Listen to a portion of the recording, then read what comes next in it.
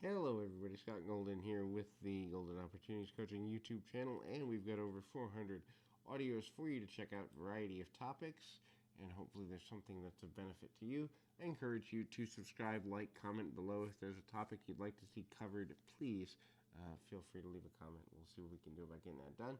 If you need life, relationship, business, or entertainment coaching, you've come to the right place. You can get in contact with me in a variety of ways, specifically too here on YouTube. Just go to the About Me section, and my website is available there.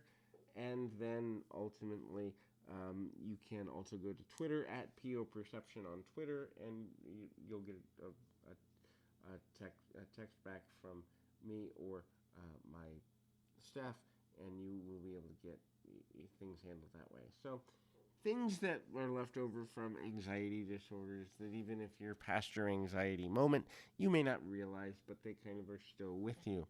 Um, Anxiety is one of those things that affects, some people say, up to 1 in 4 people, especially in Western civilization. This is because I think as a people over the last, let's say, for me, about 50 to 70 years, we've become more obsessed with control and less faithful in the belief of, like, hey, things are going to work out. The belief that we have to be the ones to create the circumstances we want, and the entitlement that comes along sometimes with, if I don't get what I want, I can't cope or whatever, has created an anxiety. Also, the pressure to be successful has increased greatly in the last several generations, and so the definition of success has changed. But there's a lot of things that make people more likely to have anxiety, panic attacks, panic disorders, and all of this. Now, lots of times, even when you get through it, when you're doing well with coping, and I hope everyone out there is, especially in these difficult COVID times, there are things that will kind of be leftover remnants even when you've gotten through it. We're going to talk about 4 of those today. Body language and eye contact. So, a person who has anxiety is going to have what I call shifty body language.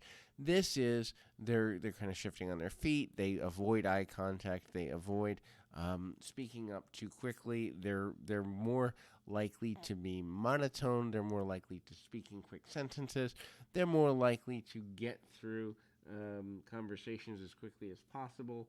Again, they're going to kind of be shifting on their feet, maybe almost forward, ready to run or ready to walk away.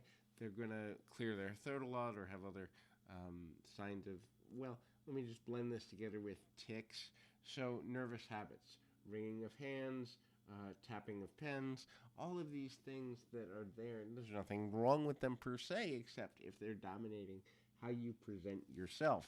The facts of the matter are that when we are used to being nervous, when we're used to being in fight or flight mode, it's more likely for us to remain in a way where, you know, um, we kind of get to a place where we're almost ready to be in that runaway mindset, in that mindset that we need to run more quickly and more readily. The next is tension in the body. So tension in the body could be tensing up one's jaw, grinding of teeth, tensing up one's shoulders. Maybe really stare. The opposite of not making eye contact is staring at somebody, kind of boring a hole through them. All of these are nervous habits because we want to feel in control. Even tension in one's legs, or just kind of flexing one's neck muscles, or kind of craning to see. We're just really not moving in a flow or in a regular, comfortable pattern. The next is insomnia. This goes without saying, but I think, and I forgot the numbers, but something like, I think they said 45% of people have bouts of insomnia that last more than a month in their lifetime. And so insomnia can be in 2 forms. One, which is the one that I suffer with and have for over 30 years, I've literally had it since childhood, is you sleep in short intervals and never really get regular, consistent sleep. The other is the inability to fall asleep. So, insomnia, when you have been through trauma, especially, is even more likely a problem. Your body never relaxes completely to go to sleep fully, And so the end of that becomes your body's always waiting for that, like, let's go, get up, get up, get up, get up.